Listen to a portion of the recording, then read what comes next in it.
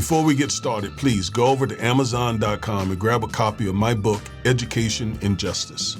If you have an African-American son in public school, you need this book because I teach you the many ways that public schools mistreat African-American boys and what you can do to help your son. So go over there and get your copy immediately.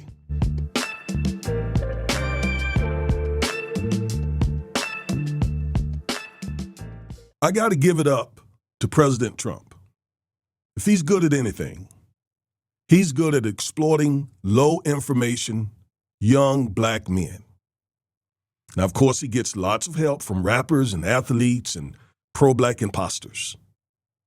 These young men fall prey to Trump because they don't understand our history and they don't understand white supremacy. His most recent victim is Saquon Barkley of the Philadelphia Eagles, a very gifted running back. So the Eagles won the Super Bowl last year, and it's customary for the champs to visit the White House.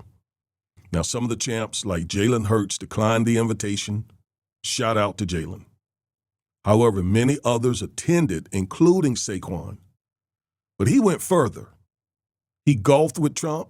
He rode on Air Force One and just hung out with Trump. And many black folks objected strongly, including me. Now, Saquon subsequently tweeted, let me pull up that tweet because I'm going to address everything in that tweet in this video. So he says, laugh out loud, some people are really upset because I played golf and flew to the White House with the president. Maybe I just respect the office. Not a hard concept to understand. Just golfed with Obama not too long ago and look forward to finishing my round with Trump. Now you get out of my mentions with all this politics and have an amazing day. This tweet shows you just how out of touch and low information this young man is. So let me clear up a couple things. First, this isn't about golf. This isn't about respecting the office of the presidency. I personally love golf, and as a committed Christian and a clergyman, I certainly respect the office of the president pursuant to Romans chapter 13, verse 1. Go read it. But this is much bigger. This is about politics. This is about policies, power, propaganda, and oh, yes, Project 2025. Can't forget Project 2025. I wonder, has Saquon Barkley read or listened to someone who has read Project 2025? So, no, this was not just about a round of golf. What this young man did was he handed Donald Trump something that Trump and MAGA desperately need to continue implementing Project 2025. What is that? Validation from as many young, successful black men as possible. And that validation has real consequences, not only for our people, but for this country.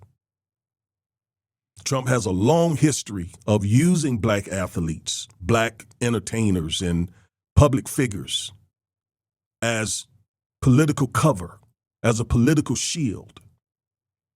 You all remember when he posed with Kanye West and invited Jim Brown and Steve Harvey to his Trump Tower? Not long ago, he had Rick Ross, Nelly, Snoop, and others perform at his inauguration. You remember also he praised Ice Cube and Lil Wayne right before the 2020 election just to increase his numbers with black men. You also remember that he said his mugshot got him more black support. You see, it's all a strategy. It's not about building relationships, genuine relationships. It's about exploitation. And Saquon now, again, is his latest victim. Whether he meant to or not, he gave Trump something that he and MAGA are weaponizing to say their policies are not racist, their policies haven't really hurt black people, and that black people support him. That photo op may seem harmless, but it's powerful. It is powerful PR. Let me break it down. Here's a list of just some of the things that Trump has done against the black community during his first administration and these first 101 days of his second administration.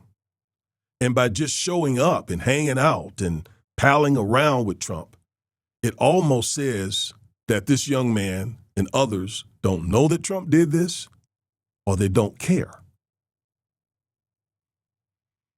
What am I talking about? I'm talking about the fact that Trump supported and encouraged police brutality when he told cops, don't be too nice when arresting suspects. Trump opposed police reform by terminating Obama-era DOJ consent decrees that investigate police departments for misconduct. And that includes Ferguson. You remember Ferguson? The Michael Brown killing, Baltimore, the Freddie Gray killing. He also revoked guidance on racial profiling. The DOJ quietly rolled back rules, civil rights rules, that restricted racial profiling by law enforcement. He also reinstated the federal death penalty. And that despite evidence of racial disparities in capital punishment. That is the reason why I am opposed to capital punishment. And he just released, I did a video on this, he just released an executive order that militarizes law enforcement and unleashes law enforcement in black neighborhoods across the country with power that they've never had before. He also vilified black protest movements like BLM. On one occasion, he called BLM a symbol of hate and threatened to label it a terrorist group. He encouraged violence. He told the Proud Boys, what? Stand down and stand by? And he refused to condemn white supremacy on live TV. Supported these two young men, Kyle Rittenhouse and Daniel Perry. I mean, the list goes on and on and on. If you look at, for example, education, he banned anti-racism education by issuing an executive order that banned federal agencies from conducting racial sensitivity trainings. So he attacked DEI programs. We all know that. He framed diversity training as un-American propaganda. I mean, do you want your name associated with these things? Trump launched the 1776 Commission, which is a direct attack on true, accurate black history. It whitewashes slavery and praised the founding fathers who were enslavers. He opposes student loan relief. I mean, a policy that disproportionately benefits black graduates who hold more education debt than any other group, no question about it. He also shut down, or is in the process of shutting down, the Department of Education, which positively impacts blacks mostly. In the area of housing, okay, I just want folks to know when they lend their name and their reputation to Trump, these are the things that he has done that their names will be associated with. Trump weakened the Fair Housing Act when he terminated recently the FFH rule. That rule simply requires that when builders and contractors and so on get federal dollars for housing, they must do something that affirmatively furthers fair housing. Well, they just terminated the rule. And Trump himself was accused of housing discrimination back in the 70s.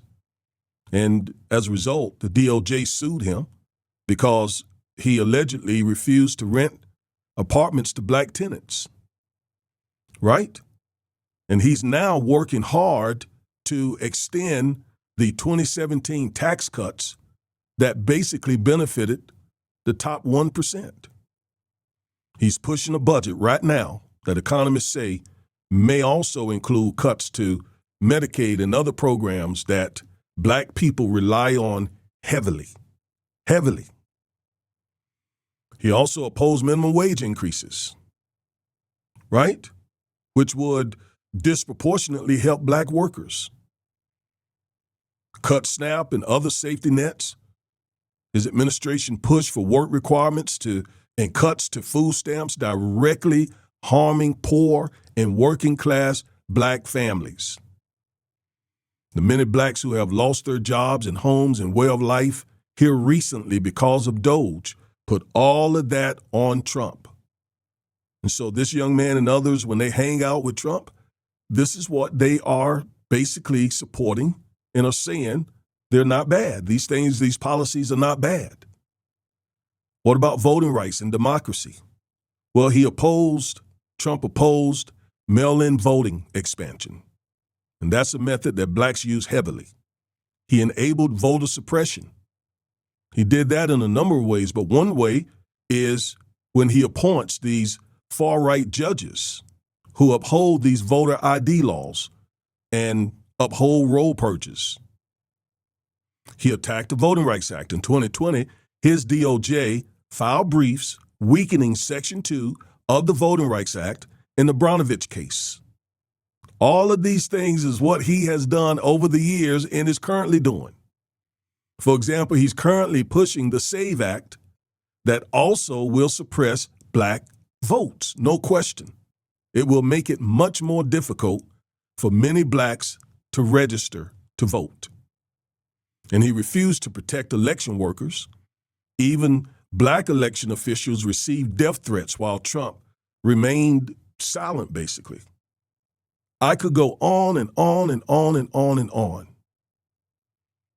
I mean, his record is right out there. And why anyone would associate their name and reputation, especially an African American, it makes no sense. And we've all heard his rhetoric over the years. He allegedly referred to African nations as blank hole nations. He said both sides were very fine people at that Charlottesville fiasco that killed, where a young white protester was killed by one of those white supremacists. I mean, come on. He essentially said that most of the crime is in the African American community. I mean, his track record is horrible with the African American community. And this is a very short list of Trump's targeted anti-black Project 2025 policies. So when this young man says it's just golf and he's just respecting the office, I'm letting him know, and others around the country, it is not just golf and respect for the office. Golf is the backdrop. The real story is the message that the photo sends. It says that the list I just shared of anti-blackness is okay, that black pain doesn't matter. You see, that justice can't be bought with a round of 18 holes of golf. And that's what makes this so upsetting. This young man is one of the most visible black athletes in the game. His presence carries a lot of weight. And like I said earlier, MAGA desperately need black men like him to validate their policies. Steve Bannon said several times, if they can continue to draw black men like Saquon, then they can stay in power for decades. Just imagine an anti-black white supremacy movement like MAGA using black men to set black people back for decades. That's what's going on. So his tweet is tone deaf when he says, for example, all this politics.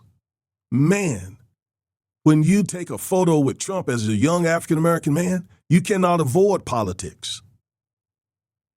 And to compare playing golf with Obama to Trump is just total nonsense. Total nonsense. I mean, again, Trump is unleashing not just fired up, angry killer cops, but hundreds of anti-Black policies. Let's not forget something. When he talks about respect for the office, many of our ancestors respected the office. They highly respected the office. While that very same office was enforcing slavery, while it was enforcing Jim Crow, while it was turning on fire hoses and dogs on kids, Black kids, respecting the office. That does not mean ignoring what the person in that office is doing, right? There's a difference between honoring the institution and enabling the institution's injustice. Look, I'm not condemning Saquon Barkley. I'm not trying to get him canceled. I don't have that kind of sway anyway. Young man is obviously an intelligent young man, just low information. There's a difference in being ignorant of something and being intelligent. You can be very, very intelligent and just not know some things. So when I say low information, I'm not saying that he's not intelligent. I'm just saying there's a lot that he doesn't know about white supremacy and about American history. So I'm just here to remind all of us that everything we do in this unprecedented political moment, everything has consequences. That's what I'm saying. Trump is not just any president. He's someone actively working to destroy civil rights, to erase Black history, to suppress Black votes. He's literally trying to use the military to police Black neighborhoods. He's also fighting police reform. Go and watch the video that I just did on this topic. He's also demonizing civil rights. He's defunding Black history. He's cutting programs that our people need disproportionately, and recently issued an executive order that ends disparate impact, a doctrine that is critically important. Critically important. He ended it across federal agencies, and he's pushing Congress and SCOTUS to end it outright. So no, I'm not going to remain silent on Saquon Barkley, a young man who has this huge platform, hanging out and palling around with Trump. I won't stay silent when a Black athlete that deserves respect for his football talents and gifts, but then gets used as a pawn in a political game that threatens our very survival. No, we cannot stay silent under those circumstances. So folks, if you agree with what I said today, share this video. Like, comment, all of that to push the algorithm. Yes, let's have some honest conversation about this. Even uncomfortable conversations. You need to do that with your family members, not just up here, but with your family members, your coworkers. Do this with folks that you rub shoulders with every day, because we need to change some minds. We need to educate some folks. And not only that, we also need to organize, to mobilize, to strategize in this moment. If we don't, as you see, Trump and MAGA, with help from our community, will set us back decades. And they already have, to be honest with you. So thank you for watching this video. I am Reverend and Civil Rights Attorney Augustus Corbett. As always, remember, stay woke.